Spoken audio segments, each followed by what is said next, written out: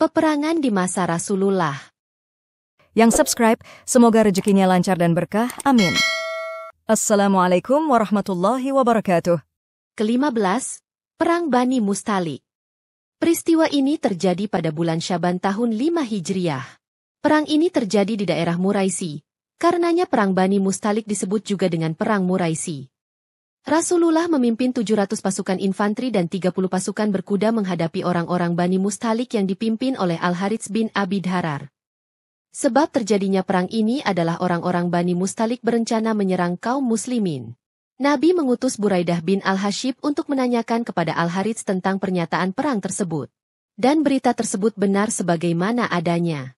Nabi pun dengan cepat merespon hal itu dengan terlebih dahulu melakukan penyerangan.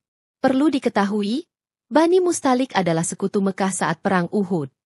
Perang ini dimenangkan oleh kaum muslimin dengan 1 orang sahabat gugur di medan jihad. Sementara 10 orang dari Bani Mustalik tewas dan sisanya menjadi tawanan. Ke-16, Perang Ahzab atau Perang Handak. Mayoritas ahli sejarah dan maghazi berpendapat, perang ini terjadi pada bulan Syawal tahun 5 Hijriah.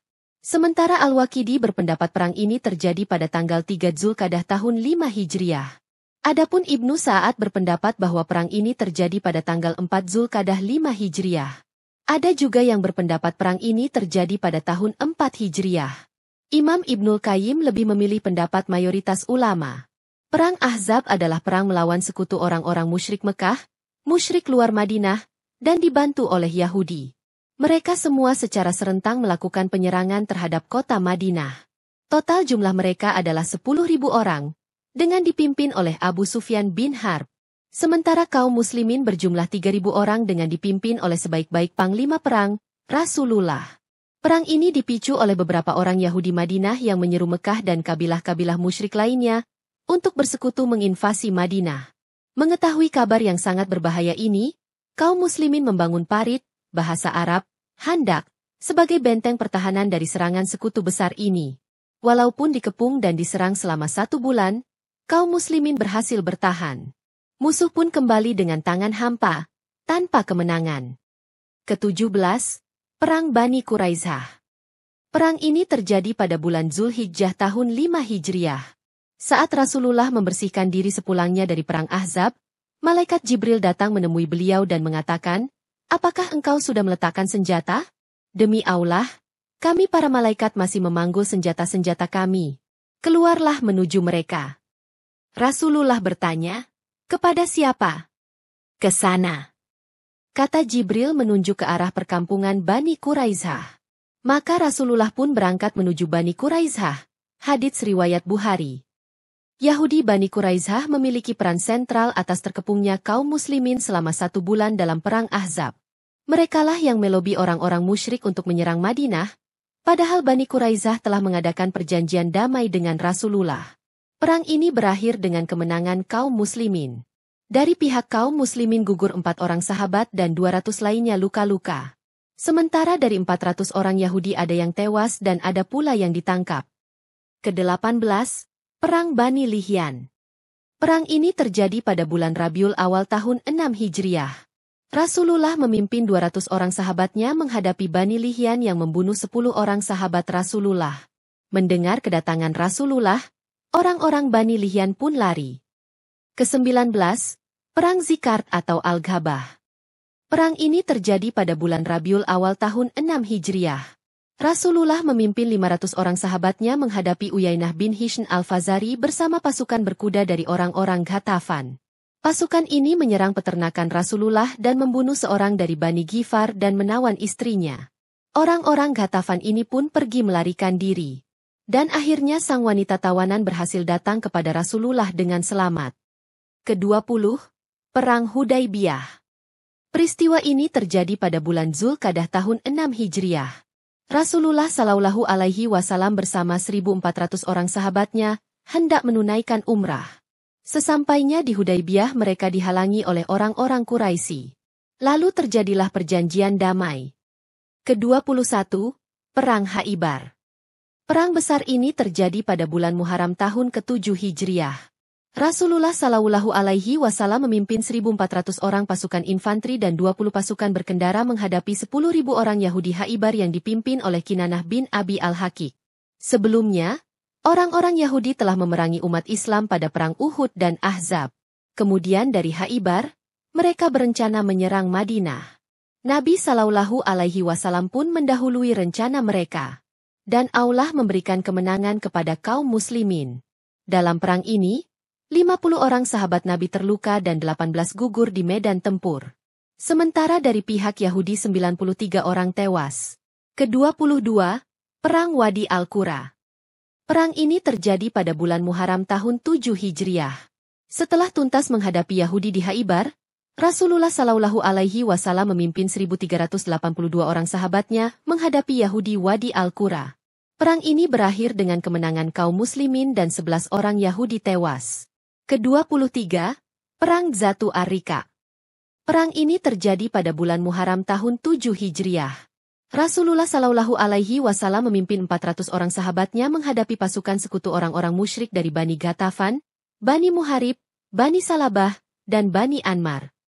Perang ini dilatar belakangi oleh seruan Bani Ghatafan kepada sekutu-sekutunya untuk berangkat menyerang umat Islam di Madinah.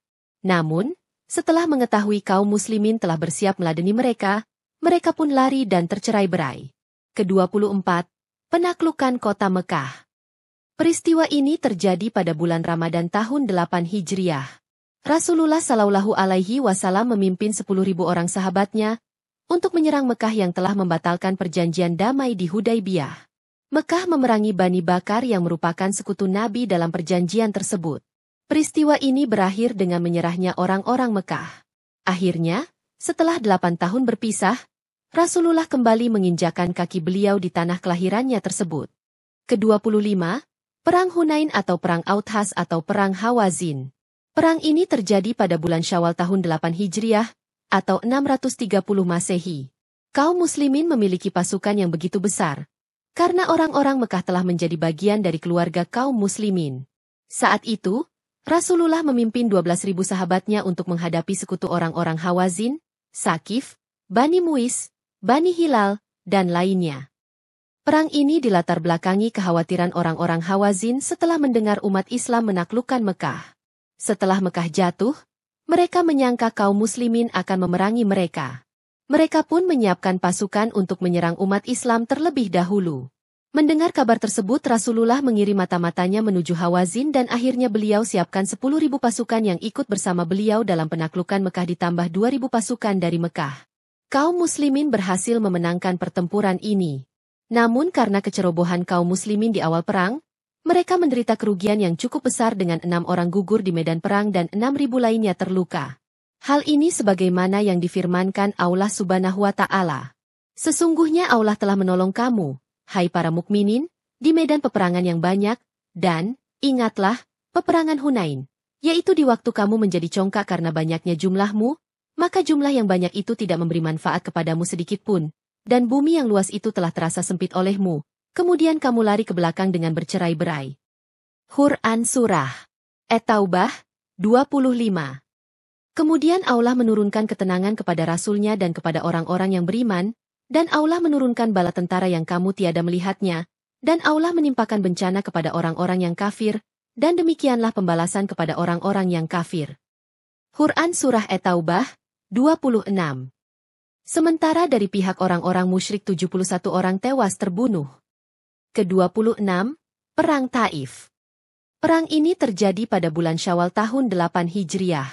Rasulullah Shallallahu Alaihi Wasallam memimpin 12.000 pasukannya menghadapi Bani Sakif di Taif. Rasulullah mengepung perkampungan mereka, dan akhirnya mereka menyerah dan memeluk Islam. Ke-27, Perang Tabuk. Perang Tabuk terjadi pada bulan Rajab tahun 9 Hijriah. Sebelumnya, pada Jumadil awal tahun 8 Hijriah, Romawi cukup dibuat terkejut dengan perlawanan umat Islam di Perang Mu'tah. Akibat dari peperangan itu, kabilah-kabilah Arab yang dijajah Romawi mulai berani melakukan pembangkangan. Dalam Perang Mu'tah juga, gugur sahabat-sahabat dekat Rasulullah dan Panglima Perang Mu'tah, Zaid bin Haritsah, Ja'far bin Abi Thalib, dan Abdullah bin Rawahah radhiyallahu anhum. Untuk membuat perhitungan terhadap umat Islam, Romawi merencanakan menyerang Madinah. Kabar tersebut sampai kepada Rasulullah Shallallahu Alaihi Wasallam. Lalu beliau siapkan 30.000 sahabatnya menghadapi negara adidaya Romawi itu di Tabuk. Peristiwa ini berakhir tanpa kontak senjata. Karena orang-orang Romawi enggan menghadapi kaum muslimin di Tabuk, mereka lebih senang jika Rasulullah dan pasukannya mendatangi benteng mereka di Syam. Padahal Rasulullah telah beberapa hari menunggu kedatangan mereka di Tabuk. Hal ini semakin menambah kewibawaan negara Islam Madinah di hadapan Romawi dan bangsa Arab secara umum. Demikianlah di antara peperangan yang terjadi di masa Rasulullah Shallallahu Alaihi Wasallam, khususnya yang beliau pimpin secara langsung. Dari kisah peperangan ini, kita bisa melihat sosok manusia sekaligus utusan Allah yang memiliki kemampuan yang begitu komplit. Tidak ada seorang pemimpin yang menguasai seluruh bidang dengan begitu detailnya, kecuali beliau Shallallahu Alaihi Wasallam. Beliau memiliki kemampuan manajerial yang utuh dalam bidang pemerintahan, ekonomi, militer, dan lain-lain. Mendengarkan kisah-kisah peperangan beliau, kita merasakan takjub yang luar biasa. Beliau Shallallahu Alaihi Wasallam mengorganisir pasukannya sedemikian rupa dan pengenalan beliau terhadap medan pertempuran sangat detil. Lihatlah di Uhud, beliau tempatkan pasukan-pasukan pada pos-pos yang sangat strategis. Beliau mampu melakukannya dengan timing yang tepat sebelum orang-orang Mekah tiba di Uhud sehingga musuh tidak mampu berbuat apapun. Jika pasukan pemanah tidak melanggar perintah beliau, kemenangan di Uhud pun akan diraih dengan mudah. Demikian juga apa yang terjadi di pada perang Bani Lihyan. Rasulullah tidak membiarkan sahabatnya mengejar orang-orang Bani Lihyan hingga ke balik bukit. Karena beliau tahu, medan tersebut akan mengakibatkan pasukan Islam terlihat oleh orang-orang Mekah, dan Mekah akan menyangka kalau umat Islam akan menyerang mereka. Ketika Mekah merespon, jumlah umat Islam di perang Bani Lihyan tidak akan sanggup menghadapi mereka. Mudah-mudahan kisah yang singkat ini dapat menjadi pembelajaran bahwa perang umat Islam sangat jauh berbeda dengan apa yang dicitrakan oleh media-media barat. Mudah-mudahan cerita yang singkat ini menjadikan cinta kita kepada Nabi Shallallahu Alaihi Wasallam kian bersemi. Semoga shalawat dan salam tercurah kepada beliau, keluarga, sahabat, dan orang-orang yang mengikuti mereka dengan baik. Amin.